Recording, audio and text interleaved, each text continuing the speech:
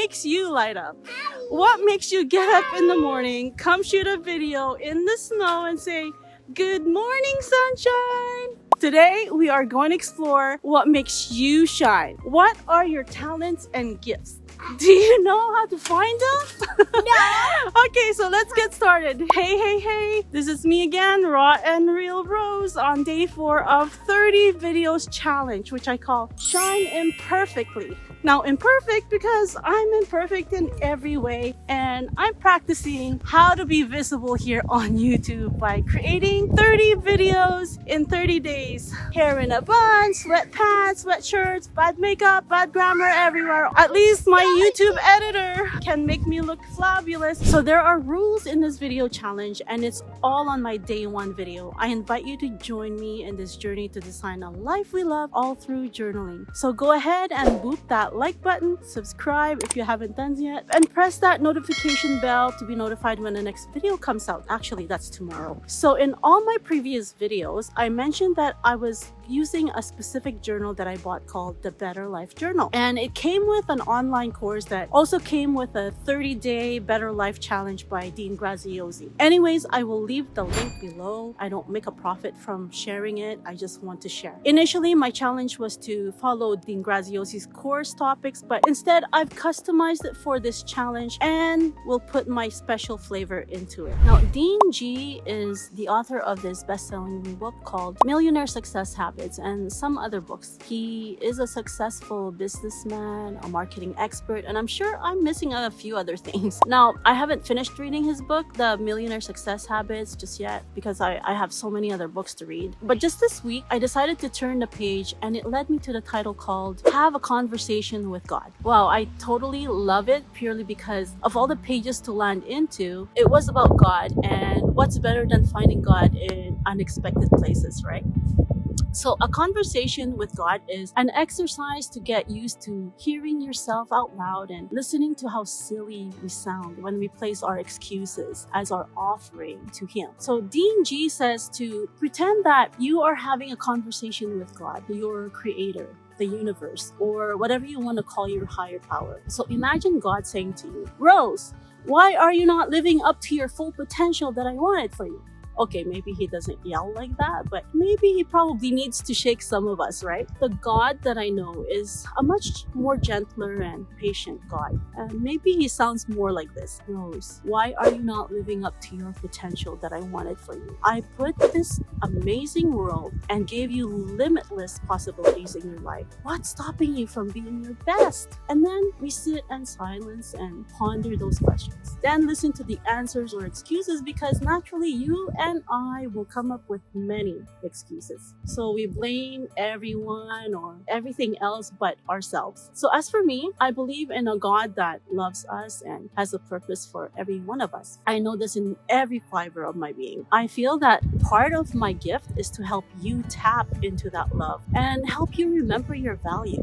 We just have to tap into it and align ourselves with that special blessings that God has in store for us. This past Christmas, I bought a remote control excavator for my little grandson. Even though he was so young, I still got it for him. He was only 2.5 years old, and he's loved excavators since he could say the word excavator, thanks to his favorite show, Blippi, of course. At 1.5 years, one of his first words was excavator. And I can't tell an excavator from any yellow trucks, and I was floored when he would try to correct me. He and his sister, Jody, would educate me. It was unreal. Anyways, every time we asked him what he wanted for his birthday or Christmas, he would always ask for an excavator and then would put all the other gifts away. It's such a strange obsession for his age. So I decided to buy a dump truck that would go well with his excavator. And I planned on playing with him in the spring in the playground where I am right now. I love to spoil that little kid. And so I decided to buy it early and save it for his birthday. I get really excited sometimes, and I just want to show him to see his look on his face. And I don't really have to worry about him crying over it because he is so sweet and quite patient. Because during Christmas, he knew what gift was wrapped under the tree and he was just patient about it. He even says, "We can't open it yet." His sister, on the other hand, is so impatient and would cry and cry until she gets her way. So I didn't mind showing it to him, and he was so happy. And then I told him I needed to wrap it first for his birthday. Then he just walked away and left the room, and that was the end of it. I thought, okay, well, I guess it's not an excavator. Then all of a sudden, he came out of our bedroom holding a roll of gift wrapper, which we obviously haven't put away since Christmas. I was so shocked that he found a wrapper or even knew where to get one. So it was so cute. Like, how can I not spoil this little kid, right? So we both wrapped it together. And then once it was all done, he asked if he could open it.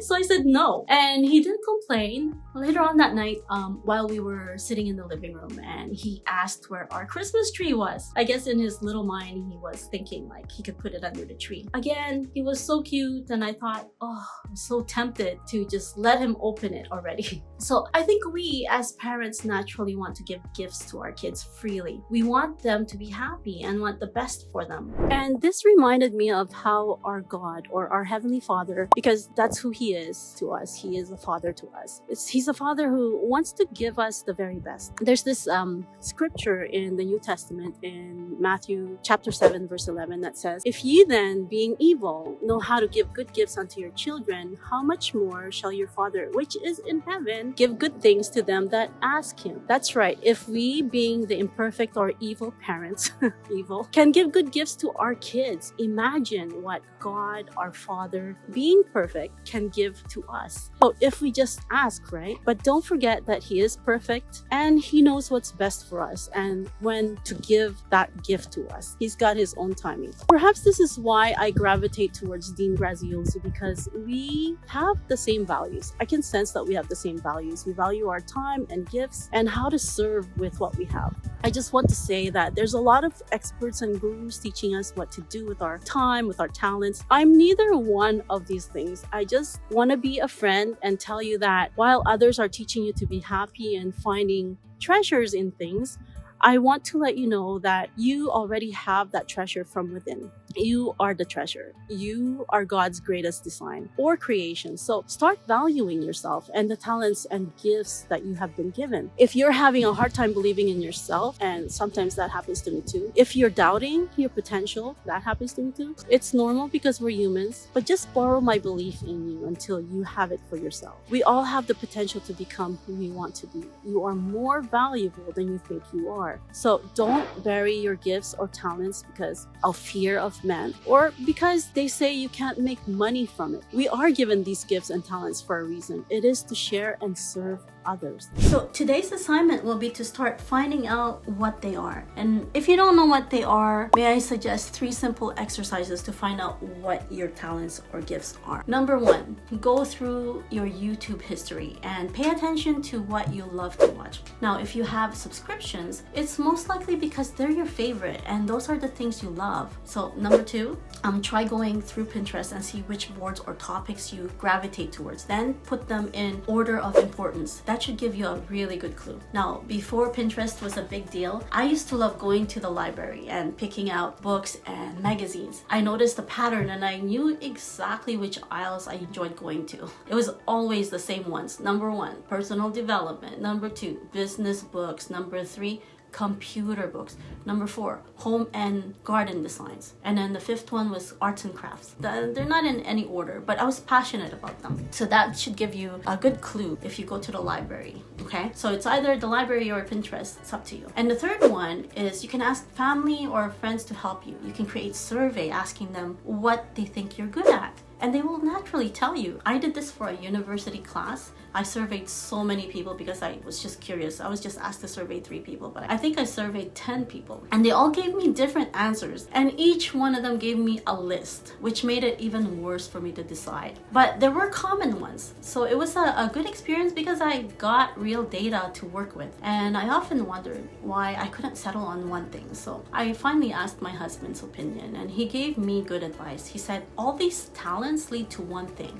And he didn't say what that one thing was, but it felt good. And one day I had a dream about that one thing, and it was so abstract that I couldn't understand it right away. It's been years since I've had this dream, and until now I haven't forgotten it. Now, today I know with clarity what that is. And they do lead to one thing. So that's great, but that took a long time to figure out. So you might need to wait for that. Once you go through the exercise, write it down in your journal and be very patient and enjoy discovering or developing these talents and gifts. If you don't know what they are, just keep trying new things and you'll find something you can be passionate about. Now, you may find other talents along the way, and that's okay. And if you work on them, you'll be surprised to know that it can even multiply. Now, it may even become a great source of income for some people. Not all talents or passions can lead to financial wealth, but it's there to help you live life to the fullest. But don't count on it to be your moneymaker. Okay, now tomorrow we will discuss how you can use these talents, gifts, or your passions to create a life you love. So see you tomorrow.